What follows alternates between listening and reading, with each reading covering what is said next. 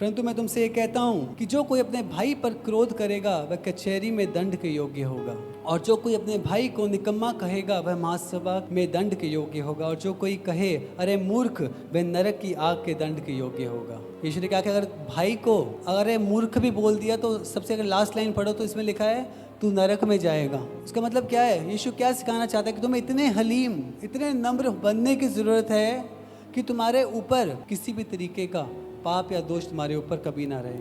23 में, इसलिए यदि तू अपनी भेंट वेदी पर लाए और वहाँ तू स्मरण करे कि मेरे भाई के मन में मेरी ओर से कुछ विरोध नहीं है, तो अपनी भेंट वहीं वेदी के सामने छोड़ दे और जाकर पहले अपने भाई से मेल मिलाप कर, तब आकर अपनी भेंट चढ़ा। कि घरों में तुम लड़ रहे हो अपने भाइयों के साथ, अपनी बहनों के साथ, हाँ, उन्हें बुरा बुरा बोल रहे हो और यहाँ पे आके दिखा रहे हो चर्च में कि हमारे अंदर बहुत सा प्यार है। वचन में लिखा कि अपनी भेंट भी मत दो, पहले जाके जो तुम्हारा रुस्या हुआ भाई है घरे बैठे है उसके पास जाके उससे माफ़ी मांगो। कहीं ऐसा ना हो कि तुम्हारे बोलने के द्वारा, तुम्हारे वो काम करने के द्वारा वो व्यक्ति ठोकर खाए। और वचन में तो साफ यीशु ने कहा है कि तू उसके दंड के योग्य होगा, तू कचहरी में जाएगा। परमेश्वर चाहता नहीं कि आपके अंदर नफरत रहे। परमेश्वर ने एक ही चीज़ पे फोकस किया है, वो है लव, प्रेम की। तो कई जवान ऐसे हैं जो प्रेम को अलग ही मीनिंग में लेके चले जाते हैं। लड़की लड़के की प्रेम की बात कर रहा हूँ मैं। कहाँ फोकस कर रहा हूँ कि आपका फोकस कहाँ होना चाहिए आपको पता।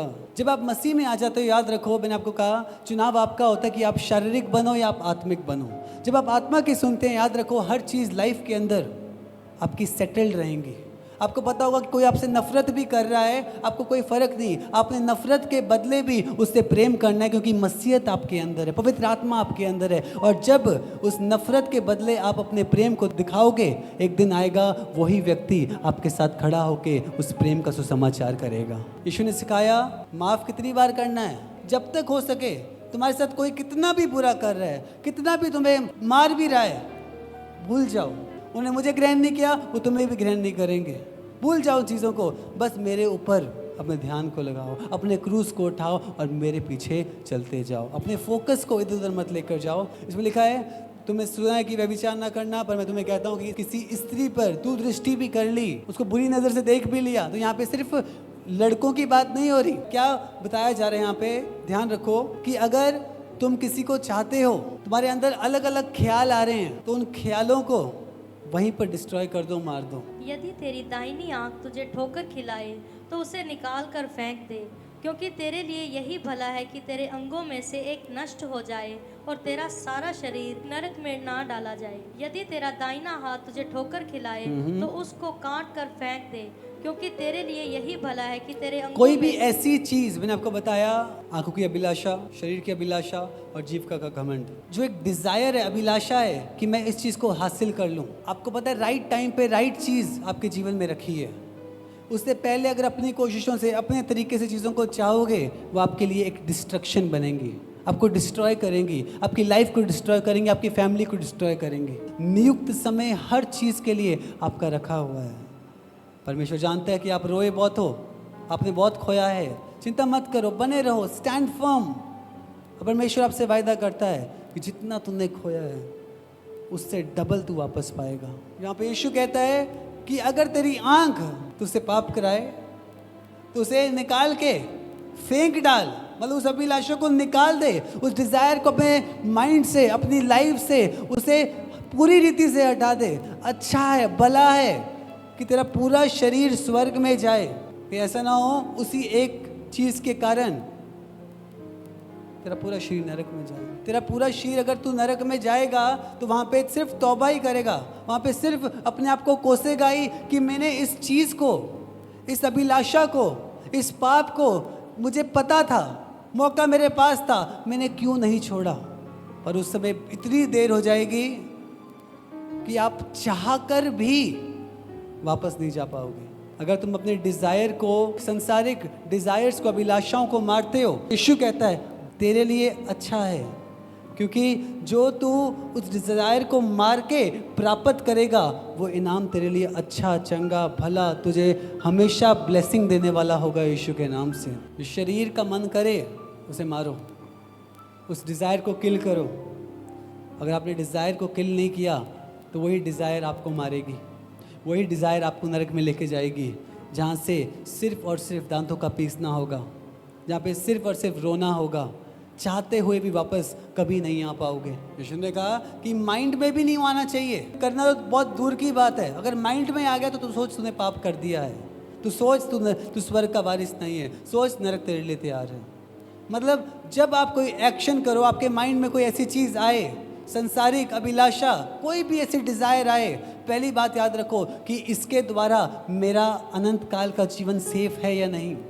इस डिज़ायर, अगर मैंने इस डिज़ायर को फुलफिल किया, इस अभिलाषा को पूरा किया, मेरे साथ क्या हो सकता है। सिर्फ इस वर्ड को याद रखो कि वचन में लिखा है कि अगर तुझे अभिलाषा, ये आंख अगर पाप कराए, वचन में लिखा है इसे निकाल के फेंक डाल, इस अभिलाषा को फेंक दे। तो उसी चीज़ को पॉजिटिव रहकर पवित्र आत्मा की सहायता के द्वारा आपने उस चीज़ को करना है।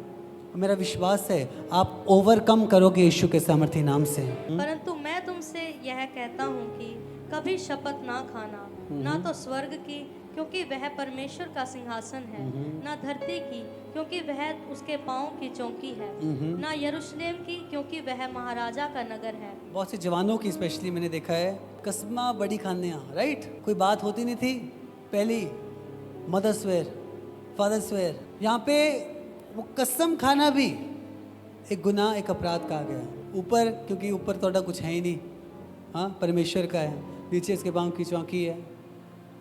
कोई चीज़ तुमने बनाई ही नहीं, अगर हमें लगता है कि ये पेट इसकी खा लूँ, इसकी खा लूँ, माँ बाप बचते ने उन्होंने खा लेने, हमें कसम नहीं खानी। जो बहुत से जवान गलती से या फिर अभी वो पिछली आदत नहीं छूटी है तो हम बोल देते हैं उन शब्दों को, उस चीज़ को अवॉइड करो।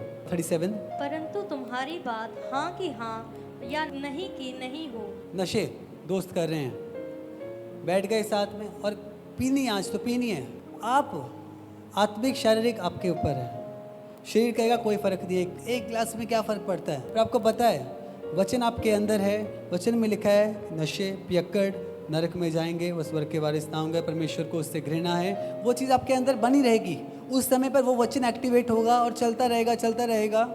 अगर आप आत्मिक हो और आपका हाँ रहेगा और ना रहेगा, उसी समय आप कहोगे कि नहीं मैं इस चीज़ को नहीं करूँगा। अपने आप उस संगति से दूर हट जाओगे, ना कि उस संगति में बैठकर कहोगे नहीं इनको भी सुसमाचार सुनाना ज़रूरी है। तो आप अपने पैर पे कुल्हाड़ी मारोगे। मम्मा कहते हैं हमेशा 1 दिन नहीं, 2 दिन नहीं, 3 दिन नहीं, 5वें दिन, हाँ महीने के बाद, 2 हफ्ते के बाद आपके हाथ में भी नाना करते हुए 1 गिलास होगा। समय होता है भागने का, समय होता है रुकने का। पोतीफर की पत्नी जब उसकी परीक्षा यूसुफ की आई तो वो वहाँ से भागा। शद्रक मेशक अबेदनगो को देखा, वहाँ पर जो राजा की मूर्ति के सामने नहीं झुके, वहाँ पे था समय खड़े रहने का कि नहीं हम कोई भी परीक्षा में से जाने के लिए तैयार हैं, चाहे आग में डाला गया कोई फ़र्क नहीं। पोतीफर ने भी झूठा इल्ज़ाम लगाया पर वो खड़ा रहा, यूसुफ बना रहा और परमेश्वर ने उसे ऊंचाइयों पे रखा और परमेश्वर ने एक बड़ा फेवर उसकी लाइफ के ऊपर रखा। परंतु मैं तुमसे यह कहता हूँ कि बुरे का सामना ना करना, परंतु जो कोई तेरे दाहिने गाल पर थप्पड़ मारे उसकी ओर दूसरा भी फेर दे। यीशु की वो नफरत नहीं फैलाई उसने कभी भी। यीशु मसीह ने हमेशा लोगों को प्रेम करना सिखाया कि कितना भी तुम्हारा बुरा हो रहा हो, कितना भी एक व्यक्ति तुम्हें कुछ भी क्यों ना कर रहा हो, कि जब तुम्हारे साथ बुरा हो रहा है उस बुरे के बदले तुम दूसरों का बुरा नहीं सोच रहे, पलट के वार नहीं सोच रहे, उसके लिए दुआ कर रहे हो, उन बैरियों के लिए प्रार्थना कर रहे हो। और क्या मांग रहे हो? लिखा है जो मैं श्राप दे तुम उसे आशीष देना। बहुत मुश्किल है, पर पवित्र आत्मा, अगर आप आत्मिक बन रहे हो, मैं बोल रहा हूँ पवित्र आत्मा के द्वारा आपके लिए हर चीज़ मुमकिन और संभव होगी यीशु के सामर्थी नाम से। हालेलुया।